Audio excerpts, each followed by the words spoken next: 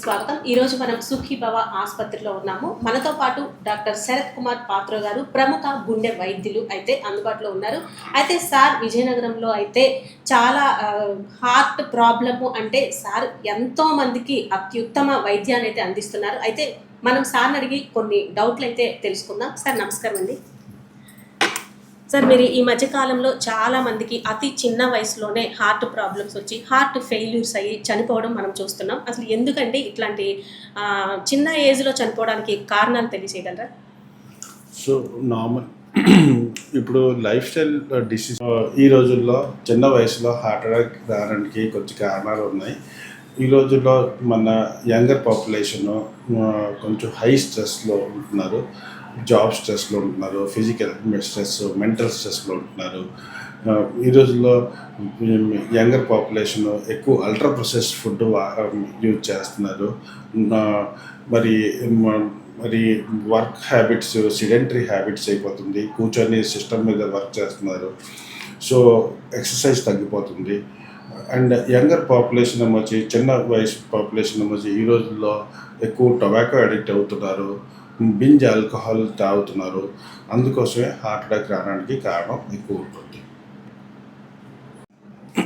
Normally గుండె జబ్బు వచ్చిన వెంటనే సో నా సజెషన్ అంటే ఏదైనా దగ్గర కార్డియాక్ సెంటర్ ఉన్నది, మీకు ఏదైనా సూటబుల్ ఉంటుంది, అక్కడికి వెళ్ళి మీరు ట్రీట్మెంట్ చేయించుకోండి. బట్ మీరు long duration like Vizianagaram people మాకు వైజాగ్ వెళ్తాం, వైజాగ్ వెళ్ళి ట్రీట్మెంట్ చేయించుకుంటాం, అది సైంటిఫికలీ నాట్ గుడ్. ఏమంటే గుండె ప్రాబ్లం ఎప్పుడైనా ఏదైనా ప్రాబ్లం జరగవచ్చు, ఈవెన్ అంబులెన్స్లో కూడా జరగవచ్చు. సో అందుకోసే నా సజెషన్ వచ్చి ఎప్పుడైనా చెస్ట్ పెయిన్ వస్తుందంటే ఇమీడియట్లీ దగ్గర ఎవరైనా కార్డియాలజిస్ట్ ఉన్నారు, ట్రీట్మెంట్ చూపించండి ఇమీడియట్లీ. డాక్టర్ గారు, ఇప్పుడు ఎంత పర్సంటేజ్ బ్లాక్స్ బ్లడ్ క్లాట్ అయ్యి క్లోజ్ అయితే మనం స్టంట్ ఏ టైంలో అంటే ఎటువంటి సందర్భాల్లో వేస్తాము, ఓపెన్ హార్ట్ సర్జరీ ఎటువంటి సందర్భాల్లో మనం పేషెంట్ని ప్రిఫర్ చేస్తాము చెప్పండి. సో నార్మల్లీ హార్ట్ అటాక్ అంటే బ్లడ్ వెసల్ 100% బ్లాక్ అవుతే హార్ట్ అటాక్ వస్తుంటుంది. సో ఈ హార్ట్ అటాక్తో పేషెంట్ వస్తుంటారంటే స్టెంట్ ఎలాగైనా వేయాలి. బట్ నార్మల్లీ ఇంకొక సిట్యుయేషన్ ఉన్నది, యాంజైనా అవుతుంటుంది. అంటే హార్ట్ అటాక్ ముందు సిమ్టమ్స్లో 70% కంటే బ్లాక్స్ ఎక్కువ ఉన్నప్పుడు మేము స్టెంట్లు వేస్తుంటాం. సో 50-60% బ్లాక్లు కంప్లైంట్స్ లేకపోతే స్టెంట్ అవసరం ఉండదు.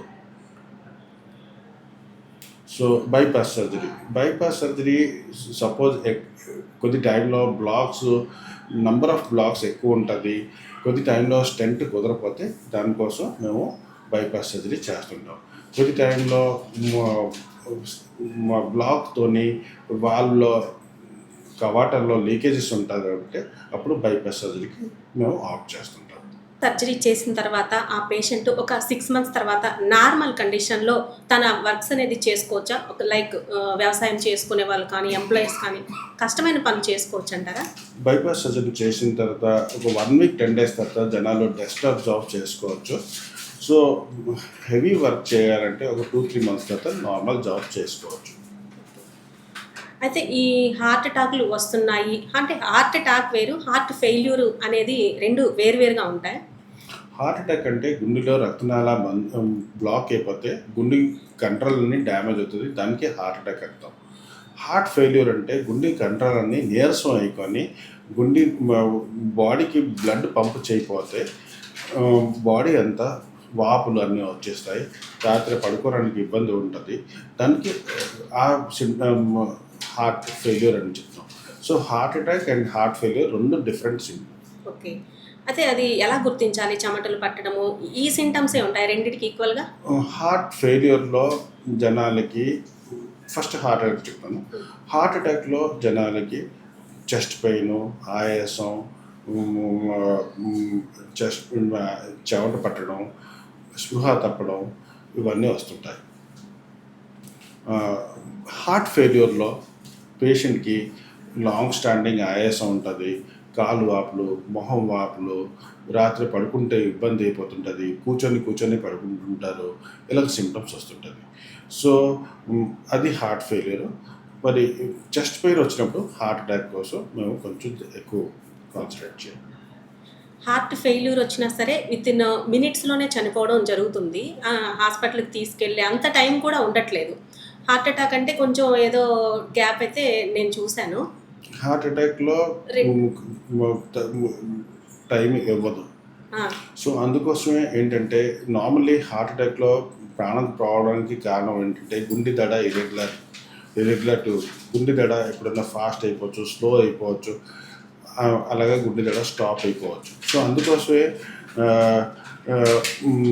హార్ట్ అటాక్లో ఇమ్మీడియట్లీ అంటే ఏదైనా బ్యాడ్ ముందు నుంచే సింటమ్స్ అనేది కొంచెం కనిపిస్తూ ఉంటాయి.